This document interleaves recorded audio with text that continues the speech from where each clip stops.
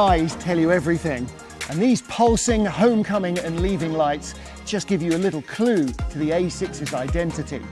Take a look at this rear end. The unique light signature completely hides any break in the body, and this 3D chrome strip doesn't just look great, it makes the car wider and lower, even more powerful looking.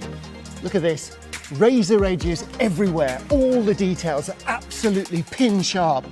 And back at the rear of the car, the return of the Quattro blister. I love it. It just speaks of power and performance. How are we going to sum up the brand new A6 then? Well, business class travel has certainly moved on, hasn't it? The car is absolutely stunning. It really is. Ein schöner Wagen.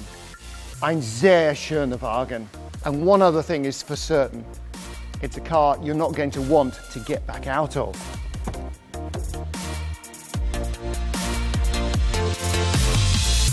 Okay, cut.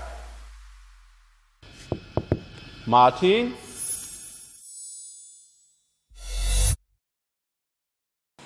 Martin, get out of the car.